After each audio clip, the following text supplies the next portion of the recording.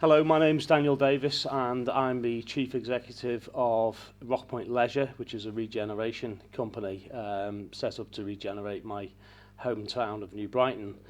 And I'm also the Chairman of the Institute of Licensing. I think that if you are running licensed premises, it's vitally important that you engage in partnerships, and those partnerships need to be across the full spectrum, really. So we're here today at Pubwatch, and I think this is an ideal opportunity to showcase what can be done when people work together, and also exercise a bit of pavement pragmatism as well. Because I think that a lot of people work in silos and they don't speak to each other. And yet, if you want a safe, vibrant nighttime and daytime economy in and around the licensed trade, I think it's vitally important that people speak to each other. So Pubwatch is crucial. I think Pubwatch really does bring people together.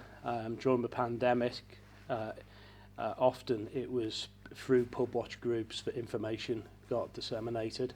Licensees were able to get updates from the local authority, the licensing officers, public health, people like that.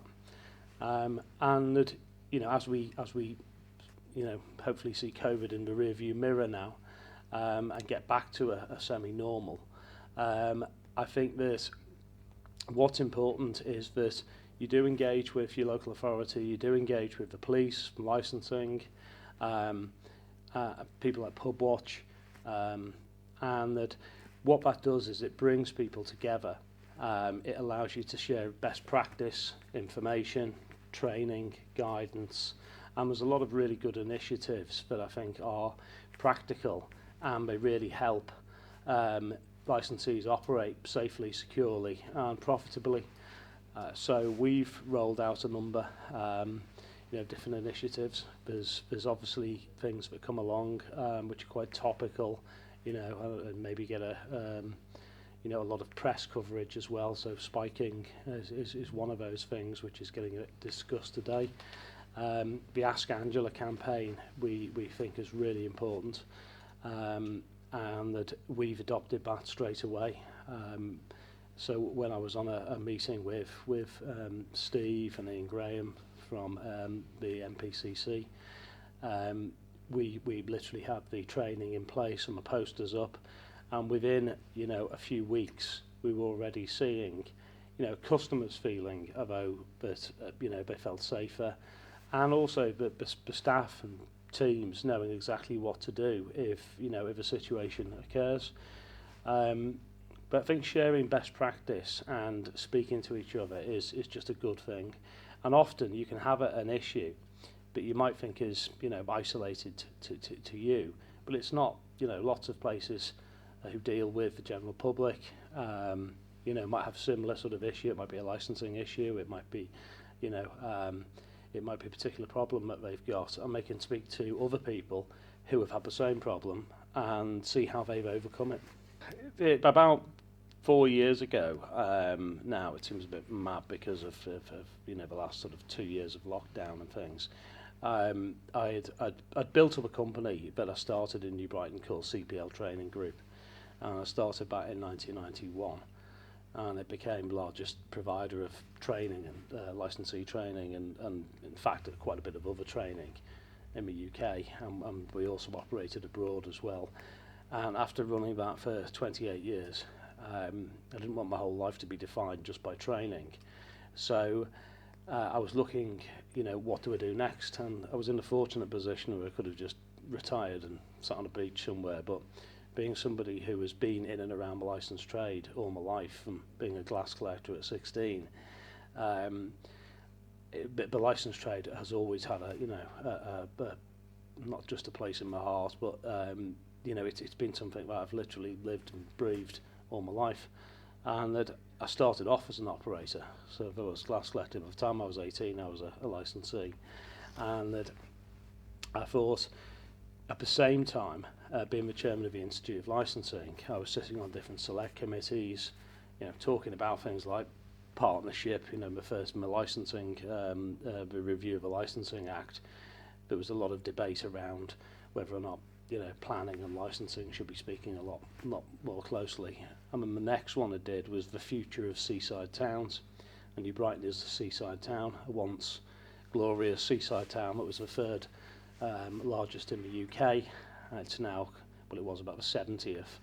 And it had seen hard times. So when I grew up in the 80s, there was a lot of deprivation there, a lot of drugs, heroin, and like a lot of seaside towns that don't have a close proximity to London, like Brighton, that New Brighton is based on, it had seen, you know, some really hard times and bad days.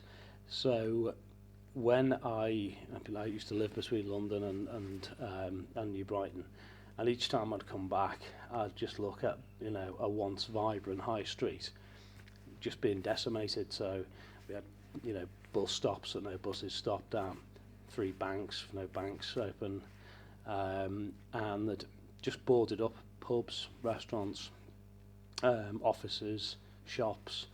So I decided to basically try and invest and turn it around. So I started Rockpoint Leisure, and Rockpoint is the actual name New Brighton used to be called before it was called New Brighton. It was based on Brighton and the South Coast. So fast forward a few years, and we've now got a supermarket which is open, and we've called it the anti-supermarket. It's called Hope because it's on Hope Street, and that was a failed quick save, purpose-built quick save. Then it was a Summerfield, then it was a co-op, then it was a Budgeons, and then 7 years derelict, with, you know, fly tipping, antisocial behaviour, and that was really the case in a lot of things. Of a pub, which is now the James Atherton, that was shut for about 6 years, all steel shuttered up. Restaurant over the road was the same, and it was just sucking the life out of the area, and that, you know, it wasn't a nice place to live really. So by turning it round, trying to keep it independent led, we don't run all the places, but we wanted to give an opportunity for people to have, you know, start a business or co-inhabit within a building. So Rockpoint Records, for example, that's 10 businesses in one building. We only run 2 of them, so it's a bar and a vinyl record store, but we've got a gin distillery downstairs, we've got a barber shop, we've got 2 tattoo parlours, we've got a food offer, we've got 3 art studios. We opened an art gallery next door, like a London style, New York style art gallery. So it's not all about drinking, but it's about, you know, vibrancy and about bringing life back to a forgotten town.